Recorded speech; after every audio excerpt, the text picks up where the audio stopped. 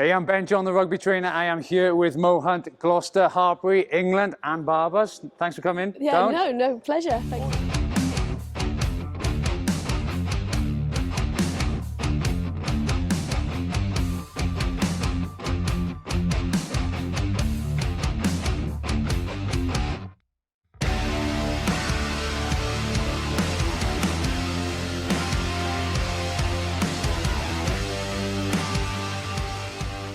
So Mo is going to talk us through her ability to pass and get a lot of power from the line out. So if you can give us 3 tips on how you get so much power off that line out. For sure. So first of all, try and take it early, take it on your hip. So wherever that ball's coming in, make sure that you're catching it as there, so you don't have to recoil. That makes it even quicker to get it away.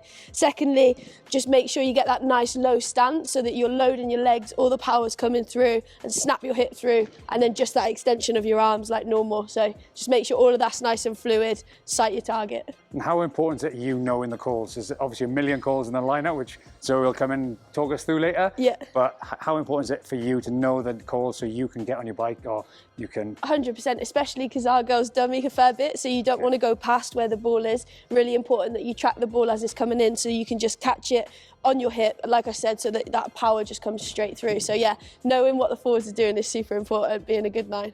So yeah, Mo's going to talk us through this drill. If you can just go over those 3 things again whilst you walk and talk through top yeah, of for the sure. line out. So trying to catch the ball on your hip, so making sure that you're in line with where that ball's coming in, or sometimes even a little bit past.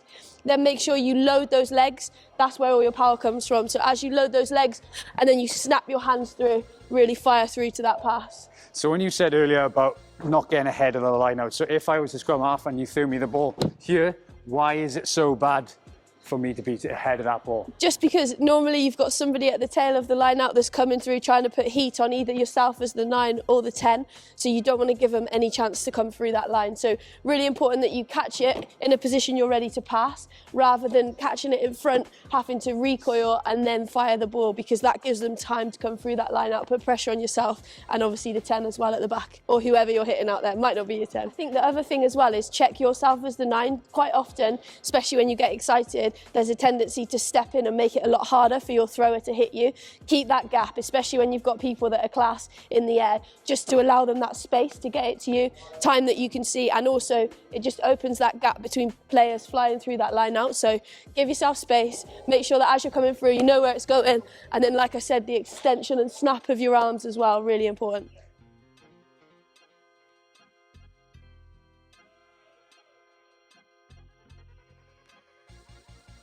I didn't mention, just get after your pass as well, because that's obviously how you get on your bike for the next phase. So after you've passed that ball, just make sure you carry on your run, probably on a little cheat corner flag line, just to make sure you get to that next breakdown nice and quick.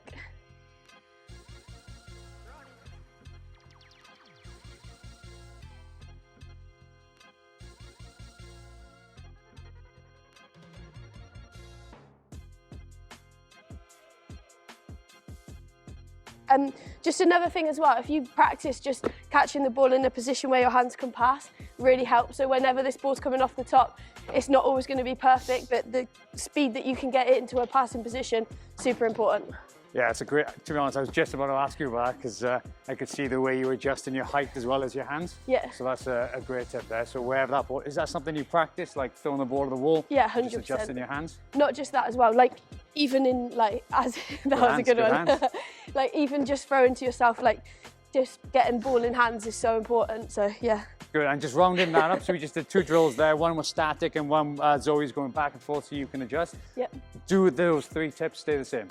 Yeah, absolutely, yeah. So that, my consistency in what I do, I think helps everyone else. So making sure that you just actually get really good at the basics in that, and then that power will just keep coming. Amazing. Cheers, Mo, and thanks for all your tips. All good.